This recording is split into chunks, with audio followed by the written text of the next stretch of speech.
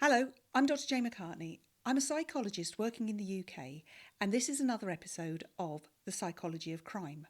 I find criminal behaviour an absolutely fascinating subject, and what I wanted to do in these videos was kind of go behind the headlines a little bit, look at obviously the criminals involved, the murderers, the people that have just done terrible things, but look behind the headlines a little bit. Look about what was the reasons for it. So in this episode, I'm going to look at Jeffrey Epstein. Before I get into the video, I would ask you to like and subscribe, please. It helps the channel enormously. So Jeffrey Epstein, as known as the world's chief paedophile, I think he's kind of referred to in certain places. So he had a predilection for young girls. This is known. He was caught in 2008 in Florida. He served a smaller term than he was actually given a jail term for in a local prison there. He got out, he carried on his ways, but his influence is known, of course, all around the world, and that's one of the things you look into, and I've researched Epstein, and it's really hard to find out exactly where he got his funds from. So there was this man, super rich man, who had a predilection for young girls, who he would allegedly traffic. He would get into prostitution. He would do all sorts of things to kind of, on one hand, yes, satisfy his sexual desire, but also I think there was something deeper going on with Epstein, which I'm going to look at a little bit later in a bit more detail.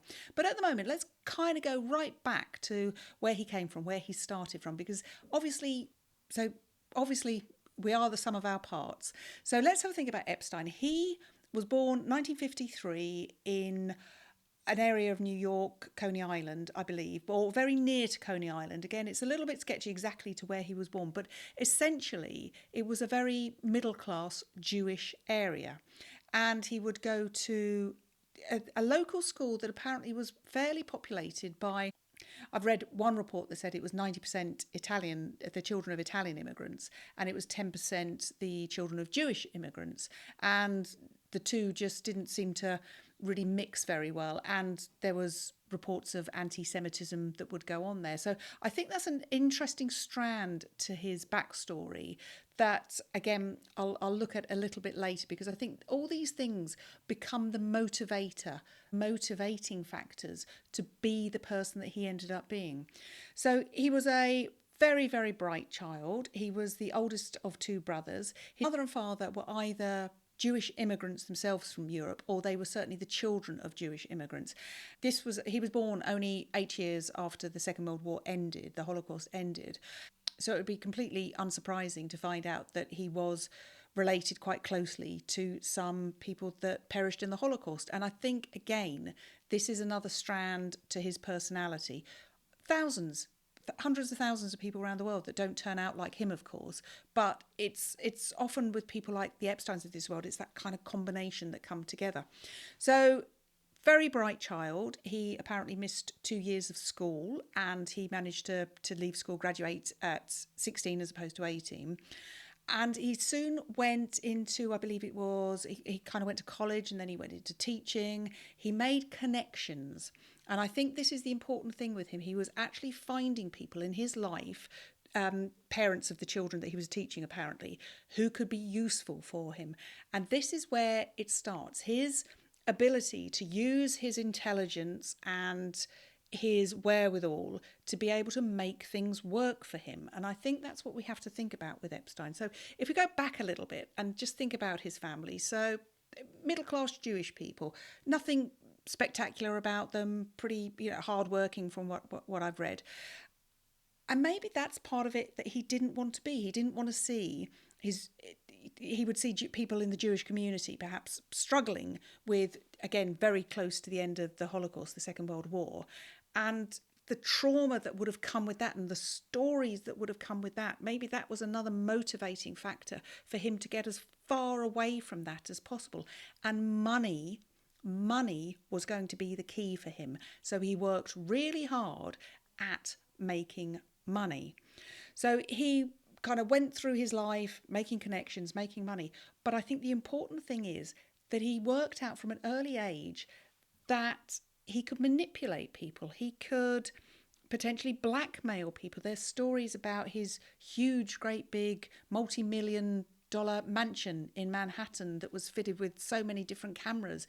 His US Virgin Island that he bought, again, rife with cameras. The place down in Mexico, again, huge cameras everywhere. And he was very influential, so he would entertain the great and the good of the world stage. And he could use those. The most well-known person that has come out and said, yes, they were friends with Epstein or they knew Epstein was, of course, Prince Andrew. Now, whether he was blackmailing him or coercing him for whatever reason, I think the British royal family are quite well protected in some respects from people like that. And it'd be interesting to know exactly what has happened. I don't entirely know if we ever will. Prince Andrew, after his Newsnight interview, has kind of gone under the radar considerably, and there's talk about he'll probably never be seen again. I don't know. But he's an example of somebody that Epstein wanted to get to know because they had influence. It was just by the title and the connections with Prince Andrew. But other people would have had connections financially, socially, in commerce. He got to the right people, and potentially he got the lowdown on them. There's talks of hundreds and hundreds of girls that he would traffic and get into prostitution. And when we say prostitution, it's not kind of somebody is actually paying somebody for sex, even though that's what, of course, he did, but not in its traditional sense. It's the prostituting of them on behalf of himself for his own gain. They talk about being flown around in private jets and going to islands and having amazing holidays and things like that. So that's buying them, of course it is, but it's not in its traditional sense. And I think he was just gathering data that he was able to use. So where did this come from? This comes from this middle class background. And I think this fear, I think a lot of people have a lot of fear about suddenly having no money, suddenly having no influence.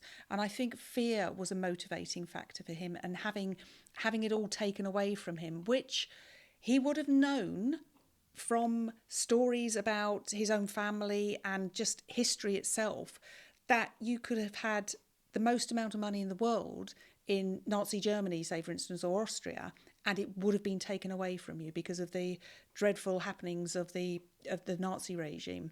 And he would have known that, and I think it was a fear that probably motivated him as well.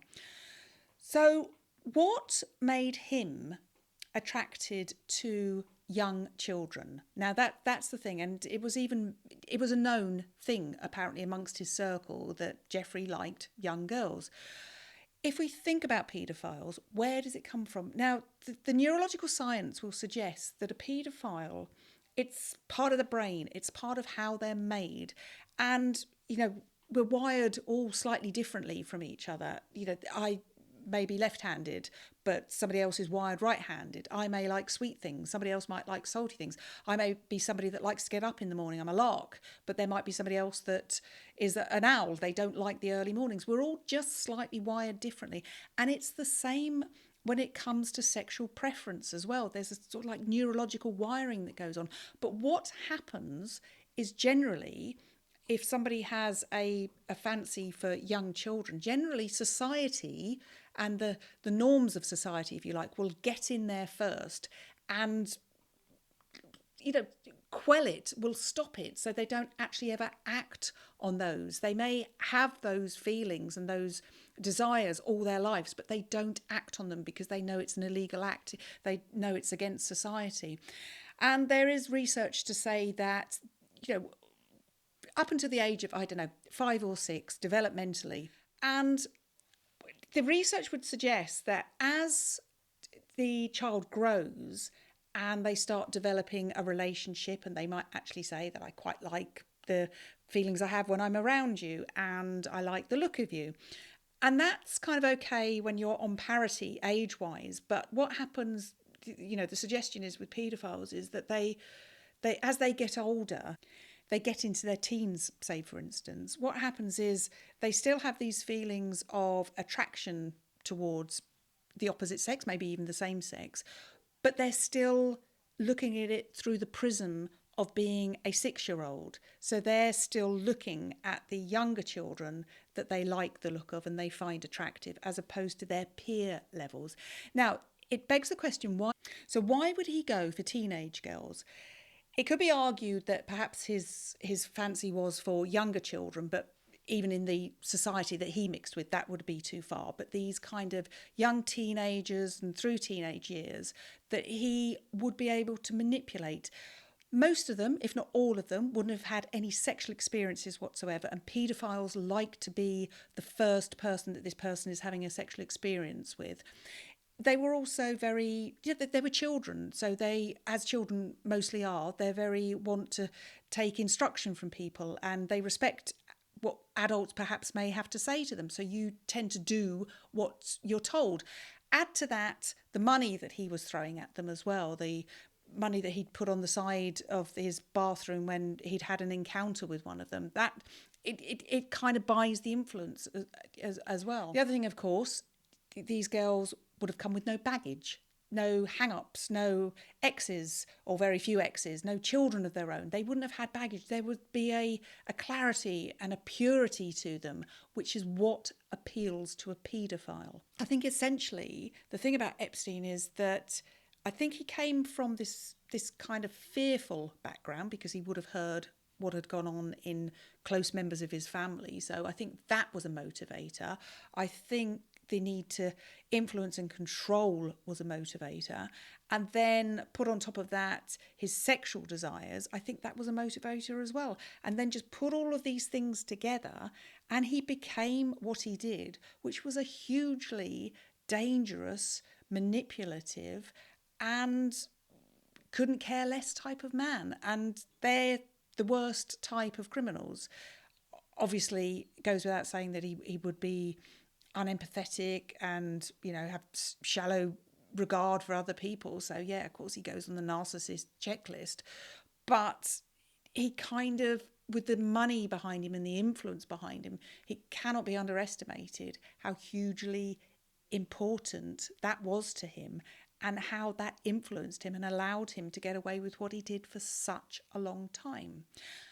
Thanks ever so much for watching. And if you want a little bit more detail, I have a corresponding podcast, which is a little bit longer, and it's called Why Killers Kill, Analysis of Murder with Dr. Jane. And you can find it on Apple, Google, all the usual platforms. I would ask you if you could subscribe and like these videos, because it obviously just helps with the Google algorithm, as we all know. And until next time, thanks for watching and goodbye.